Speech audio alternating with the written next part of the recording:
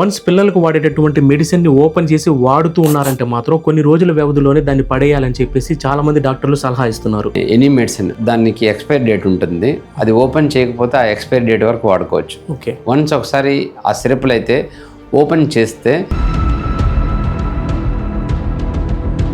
తెలుసో తెలియకో టీకాలు అనేవి వేయించుకోకపోతే ఏదైనా ప్రమాదం ఉందా? తల్లిదండ్రులు పిల్లలకు వేయించినటువంటి ఆ వ్యాక్సిన్స్ తిరిగి మళ్ళీ వేయించుకోవచ్చా? ఎంత గ్యాప్ లో మళ్ళీ తిరిగి వేయించుకోవచ్చు? పుట్టిన తర్వాత నుంచి మంత్లీ వ్యాక్సిన్ వేస్తుంటాం. ఇన్ కేసు ఒకవేళ వాళ్ళు వేసుకోలేని పరిస్థితిలో ఉంటారు, వాళ్ళకి అందుబాటులో ఉండదు, వాళ్ళు కొద్దిమంది మిస్ అయి ఉంటారు.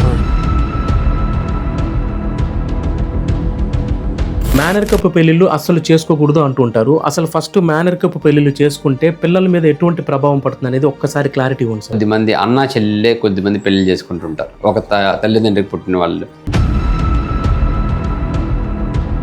సాధారణంగా చాలా వరకు తల్లిపాలు లేవని చెప్పేసి ఈ పౌడర్ పాలని పట్టిస్తూ ఉంటారు. ఈ పౌడర్ పాల మీదే చాలా వరకు డిపెండ్ అవ్వాల్సి వస్తుంది. అలాంటిది అసలు ఈ పౌడర్ పాలు అనేది ఎంతవరకు మనకి సేఫ్ అని మీరు అంటారు? ఏ బిడ్డకైనా కానీ పుట్టిన ఒక నార్మల్ డెలివరీ అయితే ఒక హాఫ్ అన్ అవర్లో తల్లిపాలు పట్టించండి, సిజేరియన్ అయితే విత్ ఇన్ 1 అవర్లో తల్లిపాలు పట్టించండి అని చెప్తూ ఉంటాం. తల్లిపాలలో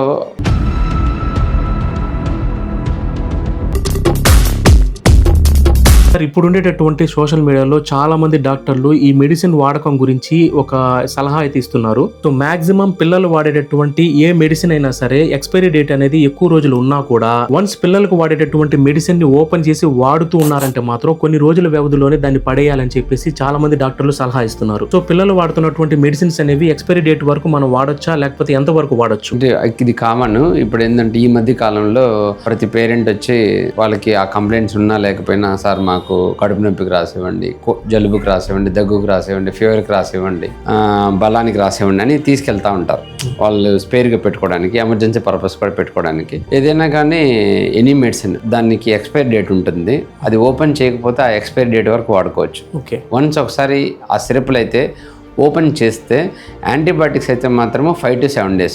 ఆ యాంటీబయాటిక్స్ ఏంటంటే డ్రై పౌడర్స్ వస్తాయి అన్ని. ఆ పౌడర్స్ని మనం డిస్టిల్ వాటర్ కానీ స్టెరైల్ వాటర్ కానీ కాచి చల్లార్చి నీళ్ళు కానీ కలిపిన తర్వాత కూల్ అండ్ డ్రై ప్లేస్లో ప్రిజర్వ్ చేసుకోవాలి. ఇదర్ ఫ్రిడ్జ్లో కానీ సన్లైట్ పడకుండా ఎక్స్పోజర్ కాకుండా ప్లేస్లో ప్రిజర్వ్ చేసుకొని దాన్ని మనం ఓపెన్ చేసిన తర్వాత విత్ ఇన్ 5 days లోపలే దాన్ని వాడుకుంటే బెటర్. ఒకవేళ 5 days తర్వాత వాడకూడదు, డిస్కార్డ్ చేయాలి. ఇన్ కేసు ఈ లోపల ఏదైనా కలర్ చేంజ్ అయినా కానీ వాడకూడదు. అది యాంటీబయాటిక్స్ వరకు. ఏదైనా ఈ మనం మెడిసిన్స్ లైక్ డైజెషన్ ఇవి, కోల్డ్, కాఫీ అవన్నీ ఉంటాయి. ఓపెన్ చేసినవి కూడా కొంచెం ఒక బాక్స్లో పెట్టుకొని ప్రిజర్వ్ చేసుకొని మనం ఓపెన్ చేసిన తర్వాత క్యాప్ ఉంటుంది కదా, ఆ టైట్గా కంటైనర్ కూడా క్లోజ్ చేసి పెట్టుకొని దానికి ఎటువంటి డస్ట్ లోపలికి వెళ్లకుండా అండ్ చీమలు ఎక్కువ పట్టే అవకాశాలు ఉంటాయి. ఆ చీమలు పడకుండా అవి ప్రెజర్ చేసి పెట్టుకుంటే మనకు 25 days వరకు వాడుకోవచ్చు. 25 days నుంచి 30 days వరకు వాడుకోవచ్చు. ఏదైనా ఒక నెల రోజులు యాంటీబయాటిక్స్ కాకుండా మిగతావన్నీ ఏవైనా కానీ 1 నెల లోపల వాడుకోవచ్చు. అది కూడా డ్రై అండ్ కూల్ ప్లేస్లో ప్రిజర్వ్ చేసుకోవాలి. కొంచెం ప్రొటెక్షన్గా ప్రిజర్వ్ చేసుకుంటూ వాడుకోవచ్చు. అంటే ఇప్పుడు ఈ 4 రోజులు అంటే ఏ మెడిసిన్ అయినా 4 రోజులు ఓపెన్ చేసినవి 4 రోజుల లోపలే వాడాలి. 4 రోజుల తర్వాత వాడొద్దు. సార్, పిల్లలకు వాడేటటువంటి ఏ టీకాలైనా అంటే సర్టెన్ పీరియడ్ తర్వాత టీకాలు వాడుతూ ఉంటారు కదా, తెలుసో తెలియకో టీకాలు అనేవి వేయించుకోకపోతే ఏదైనా ప్రమాదం ఉందా? తల్లిదండ్రులు పిల్లలకు వేయించినటువంటి ఆ వ్యాక్సిన్స్ తిరిగి మళ్ళీ వేయించుకోవచ్చా? ఎంత గ్యాప్ లో మళ్ళీ తిరిగి వేయించుకోవచ్చు? ఇది యాక్చువల్గా రెగ్యులర్గా మనం ఇండియన్ అకాడమీ ఆఫ్ పీడియాట్రిక్స్ ఈ షెడ్యూల్ ప్రకారము లేదా గవర్నమెంట్ షెడ్యూల్ ప్రకారము వ్యాక్సిన్స్ అనేవి మనం మంత్లీ పుట్టిన తర్వాత నుంచి మంత్లీ వ్యాక్సిన్ వేస్తుంటాం. ఇన్ కేసు ఒకవేళ వాళ్ళు వేసుకోలేని పరిస్థితిలో ఉంటారు, వాళ్ళకి అందుబాటులో ఉండదు, వాళ్ళు కొద్దిమంది మిస్ అయి ఉంటారు. ఇప్పుడు 6 వారాలకి 10 వారాలకి 14 వారాలకి వేసుకునే కంపల్సరీ వ్యాక్సిన్స్ కొంతమంది మిస్ అయినా కానీ క్యాచప్ డోస్ అంటాం దీన్ని.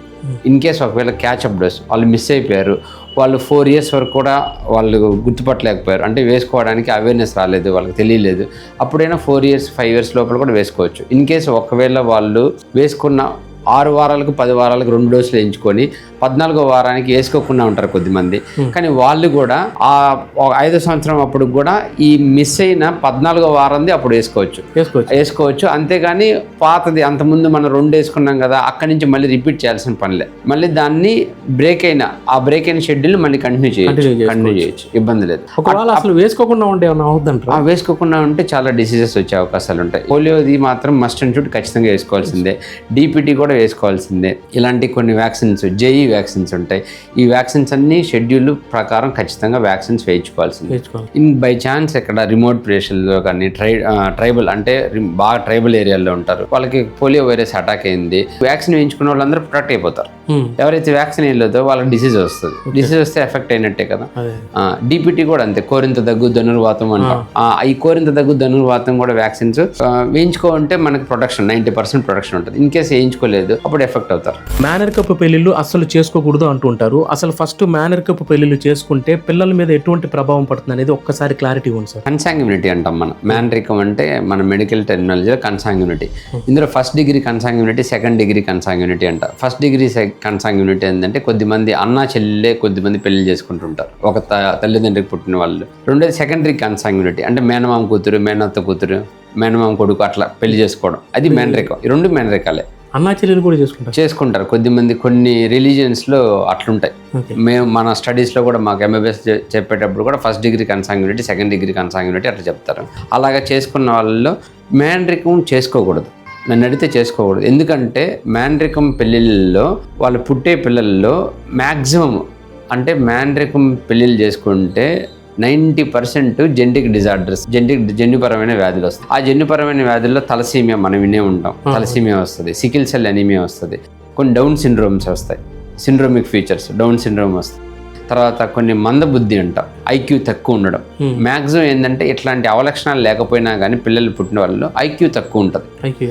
కొంతమంది ఏంటంటే ఈ కన్సాంగ్యునిటీ ఎందుకు చేసుకోకూడదు, మేనరికంలో ఎందుకు చేసుకోకూడదు అంటే వీళ్ళు వాళ్ళ పేరెంట్స్ నుంచి ఒక డిసీజ్ ఏదైనా వచ్చింది అనుకోండి, వీళ్ళు పిల్లలు ఇద్దరు వాళ్ళ బ్రదర్ సిస్టర్ క్యారియర్ స్టేజ్లో ఉంటారు. అంటే డిసీజ్ని క్యారీ చేసుకుపోతుంటారు. క్యారీ చేసుకెళ్ళి వాళ్ళ బిడ్డకి ఇస్తారు. తండ్రి వాళ్ళ బిడ్డకి ఇచ్చారు, వాళ్ళ చెల్లెలు అంటే వాళ్ళ అత్త కానీ మామ కానీ వాళ్ళ బిడ్డకి ఇస్తారు క్యారియర్. వాళ్ళిద్దరు క్యారియర్స్ కదా, వాళ్ళిద్దరు క్యారియర్స్ పెళ్ళిళ్ళు చేసుకుంటే పుట్టే బిడ్డ డిసీజ్ వస్తుంది. ఆ జీన్ క్రాస్ వల్ల ఒక పేరెంట్కి డిసీజ్ ఉండి ఇంకొక పేరెంట్కి డిసీజ్ లేకపోతే ఈ జెనెటిక్ డిజార్డర్స్లో 25% ఛాన్సెస్ ఉంటుంది. ఇద్దరికి డిసీజ్ వస్తే 100% పిల్లలందరికీ 100% డిసీజ్ వస్తాయి. అది కన్సాంగ్యునిటీ. మేనరికంలో మాత్రం ఈ ఇట్లాంటి కన్సాంగ్యునిటీ వల్ల ఈ డిసీజ్ తలసీమియా అయితేనేమి, సికిల్ సెల్ అయితేనేమి, తర్వాత ఈ మన డౌన్ సిండ్రోమ్స్ ఇలాంటివి డిసీజెస్ అయితే ఖచ్చితంగా. మెటబాలిక్ డిజార్డర్స్ కూడా అంటాం దాన్ని. మనం పుట్టిన బిడ్డలకు 3 నెలలు 4 నెలలు సడన్గా సీరియస్ అయిపోతుంటారు. వీళ్ళలో కూడా మేనరికం పెళ్ళిళ్ళు చేసుకున్న వాళ్ళలో బిడ్డలు సీరియస్ అవుతుంటారు. అట్లా మేనరికం అవాయిడ్ చేయడమే మంచిది. సాధారణంగా చాలా వరకు తల్లిపాలు లేవని చెప్పేసి ఈ పౌడర్ పాలని పట్టిస్తూ ఉంటారు. ఈ పౌడర్ పాల మీదే చాలా వరకు డిపెండ్ అవ్వాల్సి వస్తుంది. అలాంటిది అసలు ఈ పౌడర్ పాలు అనేది ఎంతవరకు మనకి సేఫ్ అని మీరు అంటారు సార్? ఇది మదర్ ఫీడింగ్ చాలా వరకు breast feeding is the best. Ultimate ఇది బ్రెస్ట్ ఫీడింగ్. ఏ బిడ్డకైనా కానీ పుట్టిన ఒక నార్మల్ డెలివరీ అయితే ఒక 1/2 అవర్లో తల్లిపాలు పట్టించండి, సిజేరియన్ అయితే వితిన్ 1 అవర్లో తల్లిపాలు పట్టించండి అని చెప్తూ ఉంటాం. తల్లిపాలలో ఉన్నటువంటి పోషకాహారాలు కానీ, విటమిన్స్ కానీ, తర్వాత ఇమ్యూనిటీ ప్రొటెక్షన్ అయ్యి ఐజీఈ ఇమ్యూనోగ్లోబులిన్స్ అంటాం, ఆ ఇమ్యూనోగ్లోబులిన్స్ కానీ ఎటువంటి పాల పౌడర్లో ఉండవు. మెయిన్ ఐరన్ ఎంత మనం వీళ్ళు తయారు చేసే పౌడర్స్, ఆర్టిఫిషియల్లో సప్లై చేసే పౌడర్స్ వాటన్నిటిలో ఉండవు. తర్వాత ఇమ్యూన్ ఫ్యాక్టర్స్ అంటాం, ఐజీఈ అని ఇమ్యూన్ ఫ్యాక్టర్స్ ఉంటాయి. తర్వాత లాక్టోఫెరిన్ అంటాం. ఇవన్నీ మదర్ ఫీడింగ్లోనే ఉంటాయి. మదర్ ఫీడింగ్ని కాంపెన్సేట్ చేసే ఈక్వల్గా ఉండే ఫీడ్ వచ్చేసి cow milk is alternate to mother feeding. Cow మిల్క్లో కూడా మనకి soya based, casein based milk ఉంటుంది. దానివల్ల దాంట్లో ఐరన్ ఉంటాయి, దానికి ఇమ్యూన్ ప్రొటెక్షన్ అయ్యేవి కూడా ఉంటాయి. Cow milk equal to breast feeding. ఇంకా అదర్ ఫార్టిఫైడ్ ఇవి ఆర్టిఫిషియల్ పౌడర్స్ అనేవి అన్నిట్లో చాలా బ్రాండ్స్ వాడుకుంటుంటారు, కానీ అన్నిట్లో కొన్ని పోషకాహారాలు తక్కువ ఉంటాయి. అయితే ఈ గేదె పాలు కానీ ఆవు పాలు కానీ పిల్లలకి పట్టిస్తూ ఉంటారు కదా, సో వాళ్ళకి ఈ డైజెషన్ ప్రాబ్లం ఏదైనా వస్తుందా? అంటే ఈ పాలు తాగడం వల్ల జీర్ణక్రియ అనేది కొద్దిగా మందగిస్తుందని చెప్పి చాలా వరకు విన్నాను. సో దానివల్ల అంటే పిల్లలకి ఏదైనా ఎఫెక్ట్ ఉంటుందా? జీర్ణశక్తి అవుతుంది. పిల్లల్లో జీర్ణశక్తి అయ్యేదానికి దాంట్లో లాక్టోఫెరిన్ అనే బ్యాక్టీరియా ఉంటాయి. ఈ బ్యాసిల్లస్ అనే అవి మన గట్టు ప్రొటెక్ట్ చేసే బ్యాసిల్లస్ కూడా ఉంటాయి. సో పిల్లలు తీసుకోవచ్చు, ఇబ్బంది లేదు, డైజెషన్ ఉంటుంది. నీకు దాంతోపాటు ప్రీ అండ్ ప్రోబయోటిక్స్ కూడా వాడుతూ ఉంటారు. అంటే ఇప్పుడు ఆవు పాలు అంటే మనకి పల్లెటూరులో దొరకొచ్చాము, మళ్ళీ సిటీకి వెళ్ళేదానికి మళ్ళీ ఆ పాలు వస్తాయి కదా సార్, గేదె పాలు, తర్వాత మిల్క్ ప్యాకెట్ మిల్క్స్ వస్తాయి. ప్యాకెట్ మిల్క్స్ ఓకేనా? ఆ ప్యాకెట్ మిల్క్ కూడా ఏంటంటే అవి మనం డైరెక్ట్ గా జెర్సీ డైరీ నుంచి తీసుకొచ్చినవి. అవి పౌడర్ మిక్స్ చేసి ఇస్తారో లేకుంటే గేదె నుంచి తీస్తారో మనకు తెలియదు. అవి తీసుకోకపోవడం మంచిది. దానికంటే ఈ పౌడర్ ని మిక్స్ చేసి హాట్ వాటర్ లో పౌడర్ ని మిక్స్ చేసి ఇవ్వడం మేలు. పాల పౌడర్. సో ఈ పాలను అవాయిడ్ చేసుకొని ఇవి తీసుకోవడం బెటర్. సార్ అందరి డౌట్ సాధారణంగా చిన్నపిల్లలు ఏంటంటే ఫోన్ అంటే స్క్రీన్ టైమింగ్ అనేది పెంచుతూ పోతున్నారు, కంటిన్యూగా ఫోన్లు చూస్తూ వెళ్తున్నారు. ఈ విధంగా ఫోన్లు ఎక్కువగా చూస్తున్నా, టీవీని కంటిన్యూగా చూస్తున్నా కానీ పిల్లలకి ఫ్యూచర్ లో వచ్చేటటువంటి ప్రాబ్లమ్స్ ఏవే ఉంటాయి సార్? స్క్రీన్ టైంలో మీరు అడిగిన క్వశ్చన్ మంచి క్వశ్చన్. అవాయిడ్ చేయాల్సింది స్క్రీన్ టైం అంటే ఇప్పుడు మనం కంప్యూటర్ ముందు కూర్చుంటాం, టీవీ ముందు కూర్చుంటాం, అవన్నీ స్క్రీన్ టైం. వాటిలో రేడియేషన్ ఏమి ఉండదు. మొబైల్లో రేడియేషన్ ఎక్కువ ఉంటుంది. ఎందుకంటే మనకి వాడే సిమ్ వలన మనకి రేడియో ఫ్రీక్వెన్సీస్ వచ్చేసి రేడియేషన్ ఎక్స్పోజర్ ఎక్కువ ఉంటుంది. అసలు మొబైల్స్ అసలు పిల్లలకి ఇవ్వద్దు.